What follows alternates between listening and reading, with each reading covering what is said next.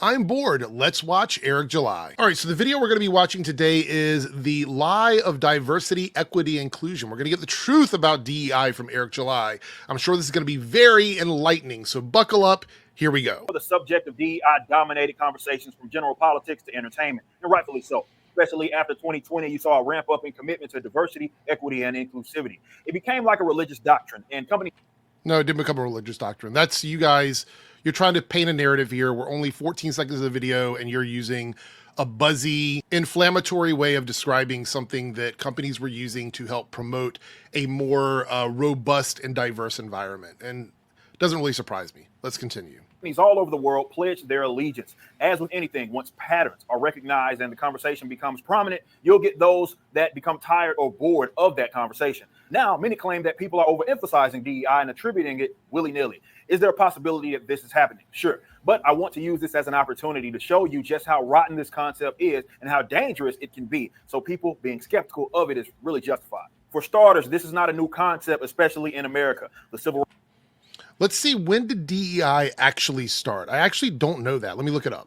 All right, according to what I'm seeing here, it seems like in an Eric's video, he's going to talk about this, that they do attribute a lot of where DEI is now from historical civil rights movements, but actual DEI as we know it now actually didn't really start until like the 2020s. I know that's crazy because a lot of people think it's like such an old thing, but it was sort of a more recent thing where programs and initiatives started like within the last, I would say within a decade is when companies were talking about it and doing it, according to what I find. All right, let's continue. Rights era was capped off with the Civil Rights Act of 1964. This created a domino effect which led to more civil rights laws at the federal, state, and local levels. They consisted of race and gender-based quotas at both the private and governmental level, and punishments and anti-discrimination laws. My position on this topic is likely to make normies upset, so you can go watch all of my old videos discussing just how nonsensical and anti-private property rights these laws are. Okay, so two things there. What does he mean by normies in this regard? What do normies have to do with civil rights stuff? We're not talking about comic books, movies, TV shows. He's talking about actual civil rights. So what is a normie when it comes to things like gay rights, any marginalized community? What is a normie in that regard?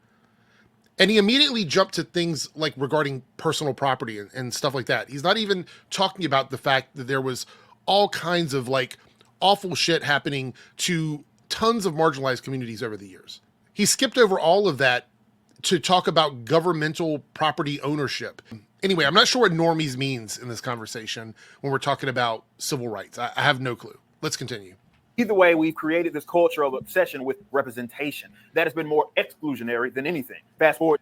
How has it been exclusionary? How is more diversity exclusionary?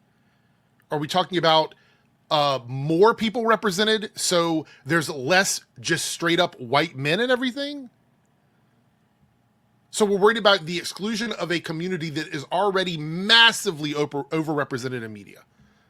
Massively overrepresented. Because there's no other group that could be affected with using the term excluded other than that. That would be the only group. So you're going to the front lines for an overrepresented group to try and prove your point. Let's go on. To the current day, and we now have bank incentives and self-imposed DEI efforts by just about every major corporation. And if we're keeping it 100, the vast majority of these policies just mean less straight white dudes. Right. An overrepresented demographic in every facet of the workforce. All right, so we're going to do something that Eric is not going to do. This is the actual labor force participation chart. Now, this is from 2018, and we're going to move to the most recent one that I could find, which was 2022. So we're going to look at both of these to see how much of this has changed since implementing DEI and excluding people, okay? So this is a list of breakdowns of race, ethnicity in the chart of the workforce. As you can see, with the exception of the Native Hawaiian and other Pacific Islanders, every one of the bars here is almost the same. And if you scroll over it, you'll see the numbers where they are. You can see that all of them are pretty close. The biggest change here is the Native Hawaiian and other Pacific Islander. And then it goes down from 2 or more races, which would be like mixed race, multiracial people. Anyway, this is the 2018 chart. So let's take a look at the 2022 chart, and you will see even after all of the DEI initiative has started and everything, and we're missing, again, it's not completely recent, but the most recent one is 2022 here. You can see the breakdown. It is still relatively the same as it was before by slight margins of error. So his statement that the workforce is excluding white men and it is affecting them in a big way is a lie. It is a lie. This information is readily available. If you go to bls.gov, you can look all of this up and look at these charts yourself. There's a tons of breakdowns, but I know you guys probably aren't going to do that, but I just want to show you this to prove that what he's saying is just a lie. Let's continue. Great Thomas Sowell once said that the same man isn't equal to himself on different days. So the fact that people look at the makeup of something and declare it to be problematic is quite literally stupid. Here's the thing. Diversity in anything. Based on him, based on that one person's perspective. You can follow and believe in any leader you want. Anybody can.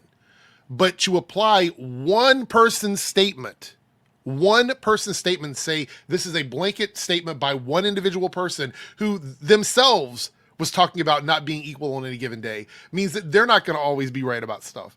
To use that statement and say that this is the definitive standard, that's stupid.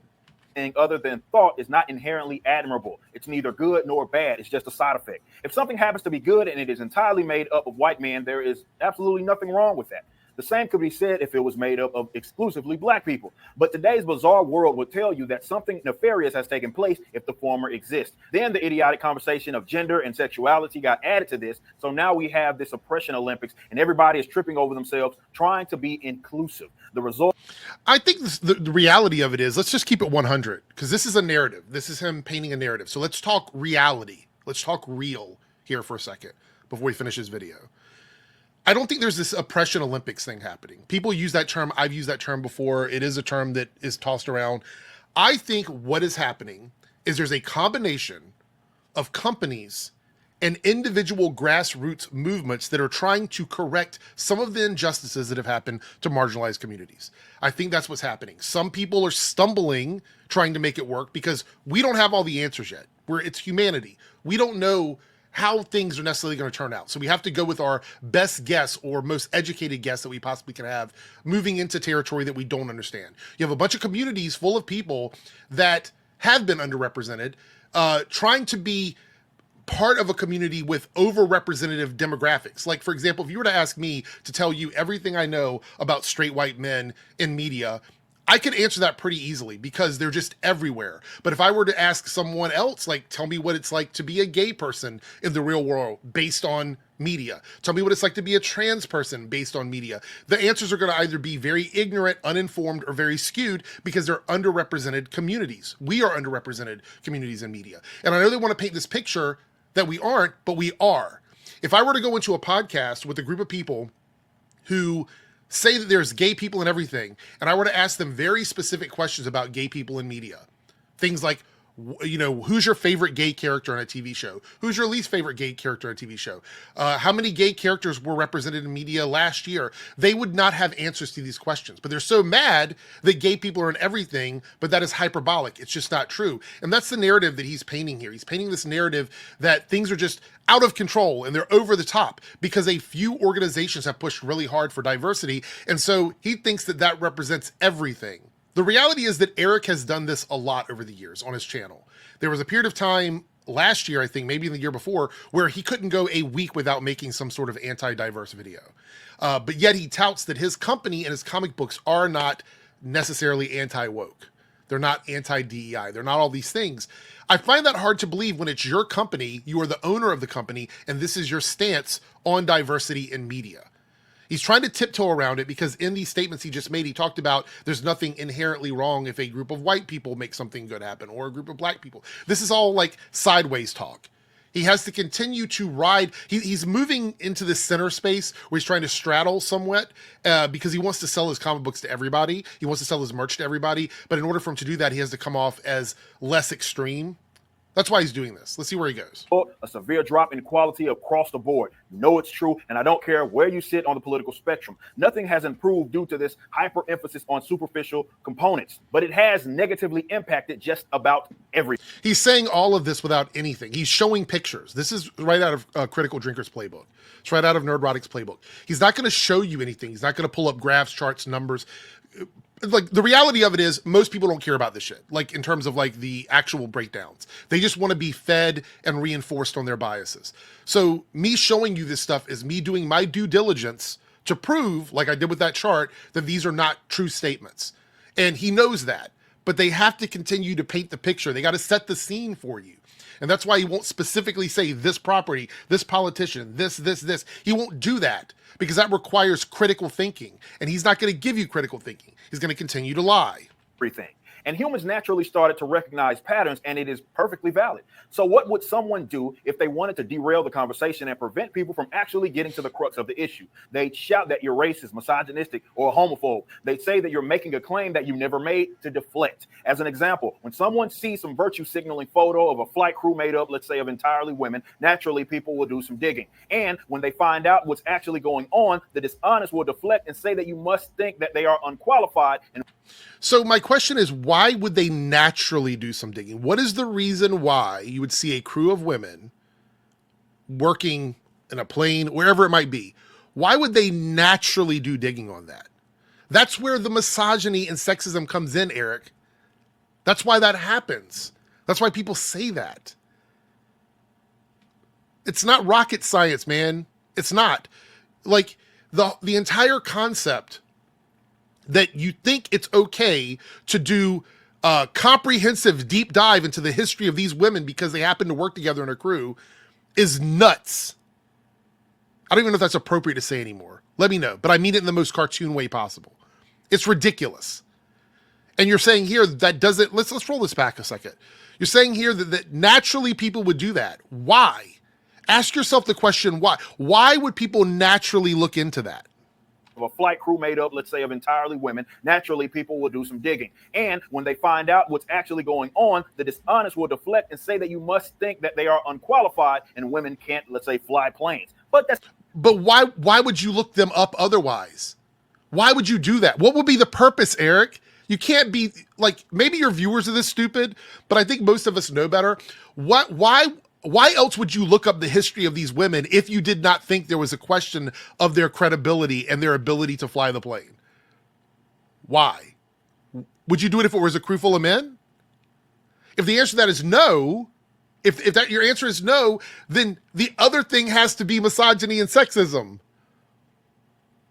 There's no two ways about it.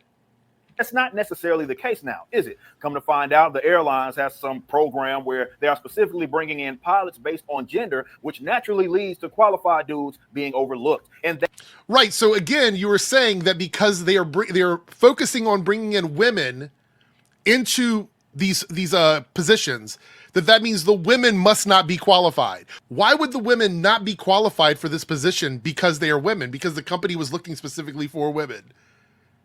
Women can be just as qualified as men. The reason why these programs exist, Eric, I'm going to break this down for you very quickly, is because men would be picked over women whether they were more or less qualified than other women applying for the job.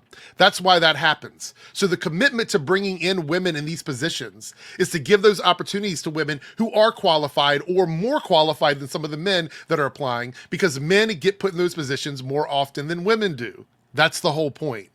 And you guys get big mad about it because you want to be angry, you want to be upset, and you act as if there's something weird with women being in roles that are, surprise, surprise, traditionally held by men, and then wondering why they have to focus on programs to give women more opportunities. It's batshit crazy. Necessarily the case now, is it? Come to find out, the airlines have some program where they are specifically like, did these women do something in their past where they look? The question is, did these women do something in their past where they crashed planes? What did they do in their past that would make you believe that they were not qualified to do the job? Could you tell us that? Maybe that would explain away the obvious misogyny and sexism in naturally looking up the history of these women. Maybe that would help with that. naturally leads to qualified dudes being overlooked. And that's the actual problem, yet they pretend it's simply about it being a female pilot. The same thing can be said with something like video games. Let's say a narrative sucked in a game or was poorly executed, and the publisher and or the dev team brags about some commitment to diversity in their hiring practices. It's not about the devs being unqualified. It's that you didn't actually bring them into this based on talent. So if they are qualified, then that means they have the talent. The fuck? You sound like a fucking idiot. If you're saying that they are qualified or that they're not necessarily unqualified, but you're like, you didn't bring them in based on talent. So then they're not qualified. If they don't have the talent to make the game, then they're not qualified to make the game. Crazy world. Crazy fucking world. Dev team brags about some commitment to diversity in their hiring practices. It's not about the devs being unqualified. It's that you didn't actually bring them into this based on talent. That's because your own. Then what else? What other metric would there be? We're going to hire the most untalented qualified people. It's a ridiculous fucking statement. Stupidity. Stupid world. Policies require you to look over much more qualified talent because they didn't fit this. Qualified talent. You're either talented in this industry or you're not. That's just it. In order to be qualified would mean you have done things in the past that make you qualified for the job, which will require you to have some success under your belt or some sort of artistic talent. So fuck. Superficial bill, rinse and repeat. It's happening everywhere, and things are getting worse because of it. The truth is this: so as long as something is voluntarily arrived, there's no force, there's no coercion, the makeup of it is completely irrelevant. Demographics are a thing, and people are not robots. They have preferences. Some of it is based on culture. This can easily explain why something may not have the amount of black people or gay people that you want. There's no such thing as direct proportionality. The West would do itself a lot of favors by ditching the DEI thing as an ideology. There's issues with DEI, 100%. But the conversation that we're having, it's two different conversations about the same thing, right? He's complaining that DEI is somehow putting extremely talented, unqualified people in positions, qualified people who are not I don't know. His argument doesn't make any sense. It just means that we need to shift how DEI works and not do away with it completely. But these guys want to do away with DEI, which also I want to point something out. If, in fact, DEI were something that the majority of people did not want to happen, then DEI would have never happened in the first place. That's just it. That's the reality of it. The pushback against DEI now has to do with a lot of political lies, mistruths, misinformation, similar to the stuff that you're doing here. The pushback on it is based on fallacies. It's based on fear-mongering. That's why it's getting pushback now. Because it was no problem. I showed you the job charts. And the job charts show there's been very little change since 2018 to 2022, even with DEI in place. Been very little change. So what is the fear with DEI there?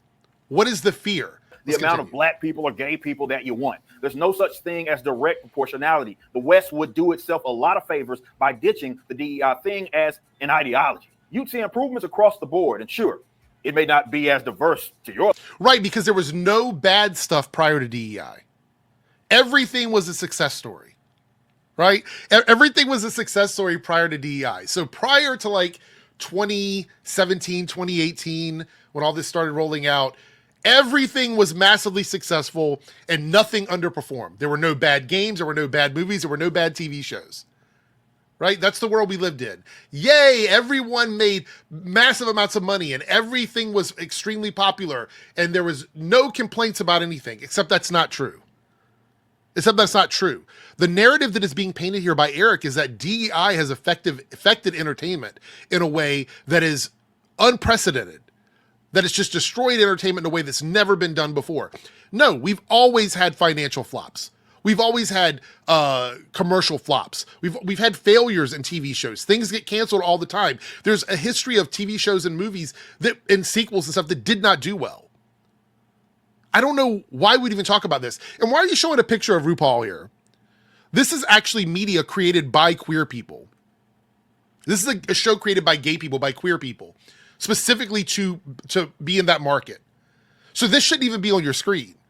This is not taking anything away from anybody. This is a 100% creation of a group of gay people who came together and wanted to make a show for our community. which anyone can watch it, but it was created by our community. So why are you showing this in a DEI video? So stupid. Or liking, but who cares? Get out there and compete. If a video games combat developer happens to be the best in the business, but he's gay, nobody gives a crap. It's when you try to artificially play. So when did that happen? When does that happen? When has it happened in the last 10 years where someone gay has done something that you guys have been okay with? I've got an answer for you. Zero. It's happened zero. There's not one time I've seen on your channel or any of the channels that talk about this stuff where they've ever said, this is how diversity is done correctly. You've never said that, especially when it comes to a gay person. So that is a lie. Place people in these positions while expecting customers to ignore it. That's the problem. There are some exceptional people out there, so let's let them compete and go be great. All right, this was an extremely dumb video. I don't know what the point of this video was. I have no idea. I guess he wanted some views, so he decided to just dip his toes back in this. This comes after he made a video where he was going to be focusing on his company. He made a video, I think it was like a week ago, where he's like, I'm going to prioritize the Rippaverse. I'm not going to be making these culture. He's made more culture. I think I've seen 2 or 3 culturally non-connected Rippaverse videos from him in the last week. Like, what was that video even about? What was the point of that? Was that one of these, like, I'm going to quit YouTube so I want some attention videos? Is that what that was? I'm not even totally sure. Look, DEI isn't perfect, but DEI definitely helps make the stage and the platforms more accessible for a lot of people. Could it use tweaking? Are there things we could talk about to make DEI better than what it is now? Yes, but painting DEI as this negative boogie person that is coming in and doing a bunch of awful shit that's never been done before is ridiculous. It's just ridiculous. He went back and showed like the civil rights movement, and that was decades and decades ago. So if we're going to say that DEI is bad, and he's attributing that to the beginning of it, then that would mean his entire lifetime, my entire lifetime, meaning there was never a before DEI metric for us to look at when it comes to modern media. So that's why the argument literally falls apart. Because the only difference in then and now is that there is a term applied to it. That's the only difference. The DEI term is very recent. But if you go back and you look, these kinds of programs and things have been happening over the years in different facets of entertainment, in different facets of the government. It's been happening. So what are we looking to in terms of like, it would be better without this? What is the metric for that? What is the standard for that? There wouldn't be. But even if you go back prior to the phrase DEI and including that term in modern Hollywood and video games and all of this other stuff, there were financial flops and failures and critical failures, artistic failures prior to all of that. And those were connected to the white guys. So I don't understand what this argument is. I sat through a 5-minute video listening to him make no sense whatsoever, attribute a bunch of it to one statement from somebody that he follows, and paint this picture that DEI is the biggest problem in the world when it comes to entertainment, and ignore all other reasons why. This is a narrative, and say it with me, it is brain rot.